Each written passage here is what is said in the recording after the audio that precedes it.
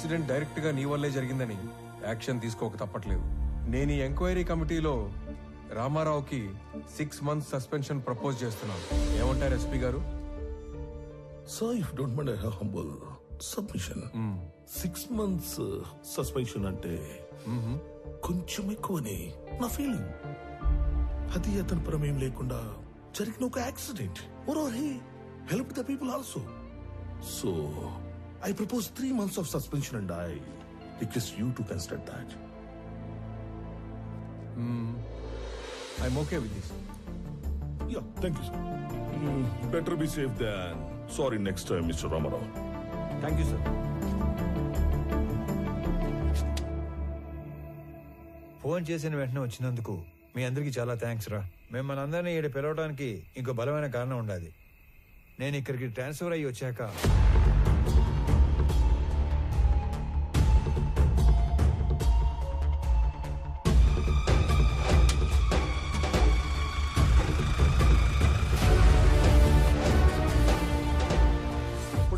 ఆయన కాలంలో ఆ పెద్ద వర్మ మా మెంబర్. ఈడసలు మా మెంబరే కాదు. పండి పండి. ఎవడో మాల్ తోలేవాడి గురించి మమ్మల్ని అడిగితే మేమేం చెప్తాం? మాలంటే మాలంటే రకరకాలు ఉంటాయి సార్, అవన్నీ మాకు తెలీదు. సార్, మాలంటే ఎర్రచందనం సార్. మిస్ అయిన 20 మందికి ఆ మాల్కి ఏదో సంబంధం ఉందని అక్కడే తెలిసింది. అయినా మావా, ఈ మిస్ అయిన వాళ్ళందరూ కర్ణాటక పోలీస్ కస్టడీలో ఉంటారేమో, ఒకసారి చెక్ చేసుకోవచ్చుగా? సలీం, ఆ లిస్ట్ లో ఉన్న వాళ్ళు ఎవరు పోలీస్ కస్టడీలో లేరు, ఆల్రెడీ చెక్ చేశాం. అందుకే నేను దీని రూట్స్ లోకి వెళ్ళాను. నేను మొదటిసారి తిరుపతికి వెళ్ళినప్పుడు శేషాచలం ఫారెస్ట్ తో పాటు చాలా చోట్ల తిరిగి స్మగ్లింగ్ గురించి డీటెయిల్డ్ గా తెలుసుకున్నాను.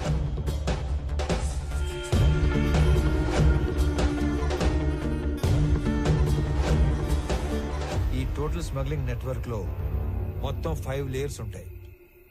Number 1, wood cutters. వీళ్ళు పేద లేబర్. ఎక్కడో తమిళనాడులోని తిరువనమలై దగ్గర ఉన్న జవాదుమలై ప్రాంతం నుంచి వస్తారు. Second, loaders. వీళ్ళు శేషాచలం ఏరియాలో లోకల్ వాళ్ళు. సీక్రెట్ లొకేషన్ కి వుడ్ ని చేరుస్తారు. Third, keepers. వీళ్ళు కూడా లోకల్ వాళ్లే. సీక్రెట్ లొకేషన్స్ లో ఎర్ర చందనాన్ని కొన్ని రోజుల పాటు దాస్తారు.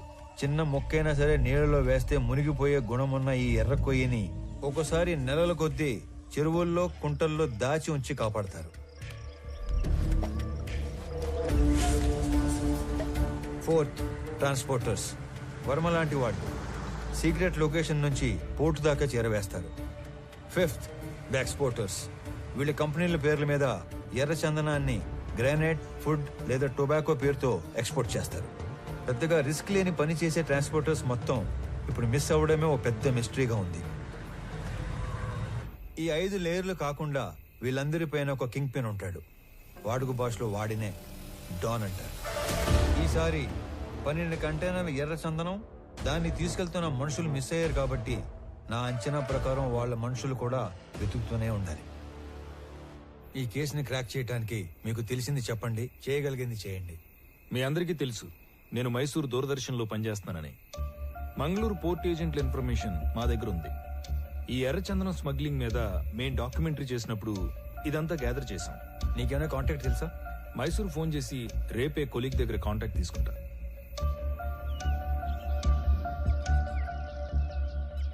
నేను నీకు రాత్రి చెప్పినట్టుగానే మా ఆఫీస్లో కొలీగ్ కి ఫోన్ చేసి కాంటాక్ట్ తీసుకున్నాను.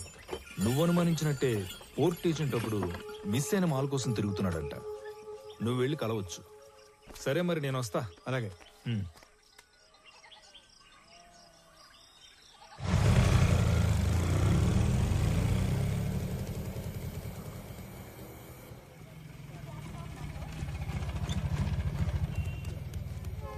బస్టాండ్ అని చెప్పి రైల్వే స్టేషన్ తీసుకొచ్చినావు ఏందన్నా? చిన్న పని మీద వెళ్తున్నాను రా, నువ్వు వెళ్ళు. అన్నా ఇంతకీ ఆడికి పోతున్నావు? సురేంద్ర అని నీకు తెలియదులే, అతని మిస్సింగ్ కేసు పని మీద అర్జెంట్ గా మంగళూరు వెళ్తున్నా. ఇంట్లో మాత్రం నేను హైదరాబాద్ వెళ్తానంటే చెప్పాలి, ఓకేనా? వెళ్ళు వెళ్ళు వెళ్ళు వెళ్ళు.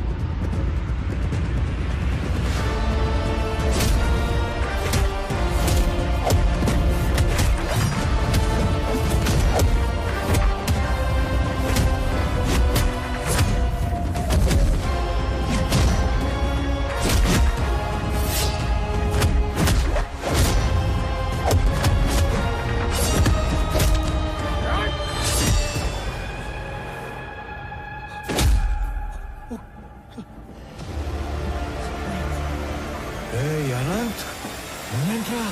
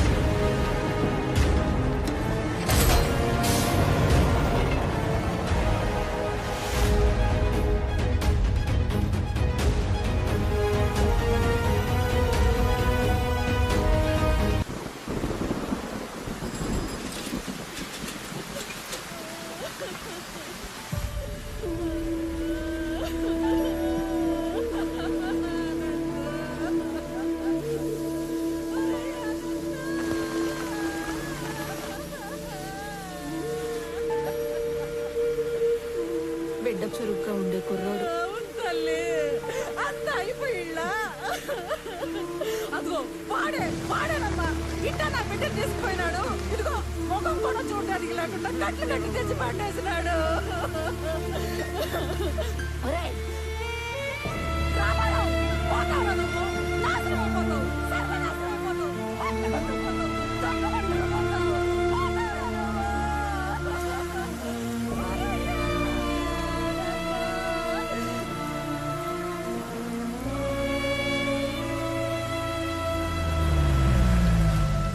బస్సులో హైదరాబాద్ పోవాల్సిన ఓడివి ట్రైన్ లో మంగళూరు ఎందుకు పోతాండావురా? మీ పిన్ని శాపనార్థాలు మన కుటుంబానికి తగిలేట్టు ఉండాయిరా. ఈ గందరగోళంలో నా గుండె ఆగిపోయేట్టు ఉందిరా. నిజం చెప్పరు. నేను చెప్పింది నిజమేనా? నిజం కాదు, అన్ని ఉత్త కూతలే. ఇదిగో పెద్దాయనా, మీ వాడు ఏం చెప్పాడు? ఆ బాడీ ట్రైన్ లో నుంచి జారి పడిందన్నా. అస్సలు కాదు, రన్నింగ్ ట్రైన్ లో నుంచి ఎవడో బలవంతంగా తోస్తే ఆ బాడీ బయటపడి తుక్కు అయ్యింది. హే రామారావు, బల్లె దొరికావరా సామె. ఈసారి ఉళ్ళ నువ్వు తప్పించుకోవటం నన్ను తిక్కమక్క పెట్టంత తేలిక కాదు. ఉడుం పట్టు పట్టేస్తా. పాప స్టేషన్ పోదాంపా. అరే నువ్వు కదలరా సామె, నేను ఎంక్వైరీ చేయాలి.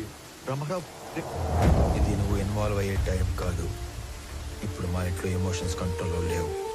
అనవసరంగా నన్ను ఇరకాటంలో పెట్టాల్సిన అవసరం లేదు నీకు. ఉందిగా, అవసరం ఉంది. అవును, అప్పుడు మనం మొదట్లో కలిసినప్పుడు ఏదో చెప్పావు. క్రిమినల్స్ నేరం చేసినప్పుడు దొరకటం కన్నా పోలీసులకి అవసరం ఉన్నప్పుడు దొరకటం ఎక్కువ. అదే మరి ఇప్పుడు నువ్వు నాకు అవసరం. పాప స్టేషన్ పా. పైగా ఈ జనాలందరూ చూస్తున్నప్పుడు నిన్ను స్టేషన్ తీసుకెళ్ళడం నాకు ఇంకా అవసరం కాదు.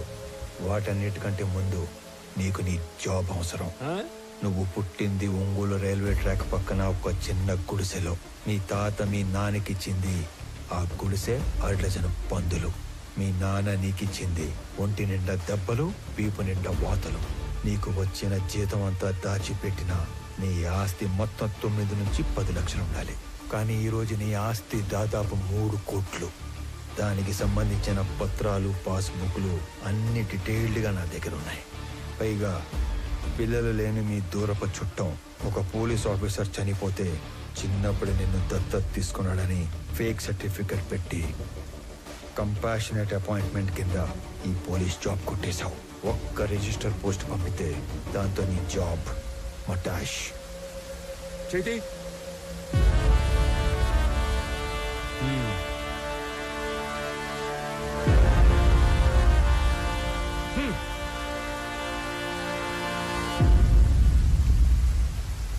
ఏందిరా, ఆ పోలీసు ఎంత బలంగా వచ్చినాడో అంతే భయంతో పోయినాడు. ఏం చెప్పి భయపెట్టినావురా? అసలు ఏం చేస్తున్నావు నువ్వు? అనంత వాళ్ళు ఈ మధ్య ఆస్తులు ఏమైనా కొన్నారా? ఎక్కువ డబ్బు వాళ్ళ చేతులు మారడం ఏమైనా చూసావా? నేనేం అడుగుతాంటాను, నువ్వేం అడుగుతాంటావు? రే, తండ్రి అయ్యుండి ఈ వయసు తండ్రితో అబద్ధం చెప్పకూడదురా. నేనే అబద్ధం అనలేదు నాయనా. నేను ఎక్కువ బాధ పెట్టకూడదని నిజాన్ని దాచాను.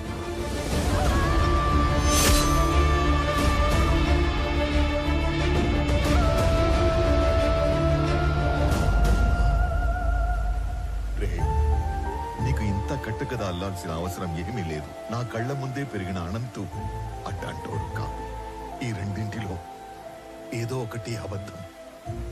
కానీ నమ్మటానికి మనసు ఒప్పుకోవడం లేదురా. పరాయ వాళ్ళు తప్పు చేస్తే ఒప్పుకోవటం, మన వాళ్ళు తప్పు చేస్తే ఒప్పుకోకపోవటం హిపోక్రసీ నైనా. నాయనా, నీకు దండం పెడతాను. నాకు నీ అంత పరిజ్ఞానం లేదు, కానీ మమ్మల్ని ఏమాత్రం నెమ్మదిగా బతకనియాలని ఉన్నా ఆ మాలిని సమస్యని దయచేసి ఇక్కడితో వదిలేరా.